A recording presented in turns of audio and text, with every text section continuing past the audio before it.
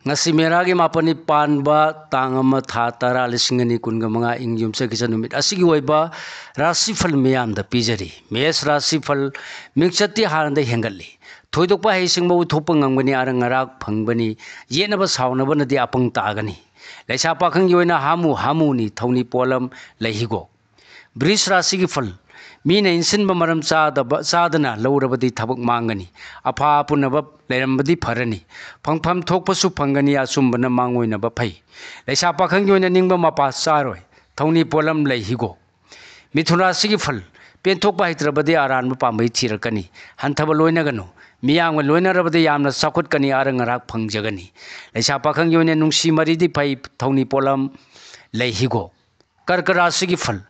असाव हाइबसिमक हाइबसी मतंग फाथरबदी माइथीबा लेरुदबा नुमिनी हक्सांग खिंगबा लाइबक सुफाबा नरन चाखलु हाइबा लै लेसा पाखंग योइना निंगबा थुंजगनी थौनी पोलम लै चिनी अंगांगबा सिंगरा सिगी फल लांदबना पांबा योइबना पामदबा कयादगी कनगनी लौसिंग चाउबा नत्रगा नचा ननागी मतिंग सु कानगनी आरंग अराग चिसिखिलो लेसा पाखंग योइना थेंगलबना निंगबा मपा चागनी थौनी पोलम लै असंगबा किसमिस कन्या राशि की फल नुमित खुदिंग मिकोक थोंगलोय Mayank ताहंदबा हाइबसी ngak thokpani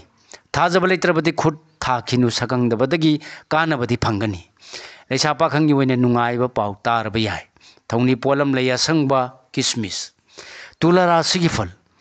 mirakta sanglaga pungni makalamba pangning thabak chu wakhal leina pangba sel su tansinba ngamjagadaba numini napal nadi tathi लेसा पाखंग योइना निंगबा थुंगनी थौनी पोलम लई अंगांगबा वृश्चिक राशि की फल निंथीना पोरम या थोलगा पांगबा थौरम सिंग सोइदना माइ पाकनी थेंगलमना मिसंग लैगनी अकल थौगी लमददी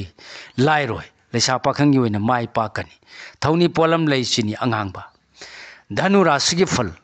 थाजदना नंगनबगा मरी हानागुम फरोय नचाक नरल लाइथोकनो येना दनबा होनौ अरापदगिदी मरी फगनी असौबना चानगनी लेसा पाखंग योइना माइ पाक्सगनी थौनी पोलम लैहिगो मकर राशि के फलन थुम खर फंगलबसु मियाम मरी फगनब होनबदी वागनी अनौब थौरमदा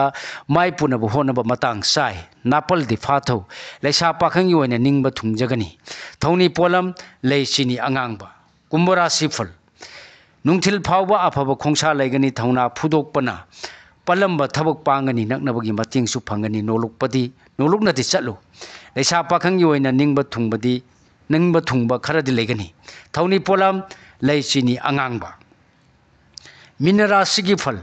अनिंगब पांगबत नतना सेल थुमसु कानगनी नचा ननाय नतना मिसंगदि तांगनी थाजदब तौगनु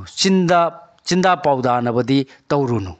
लेसा पाखंग योइना निंगजब थुंगनी थौनी पोलम लै असंगबा हिगो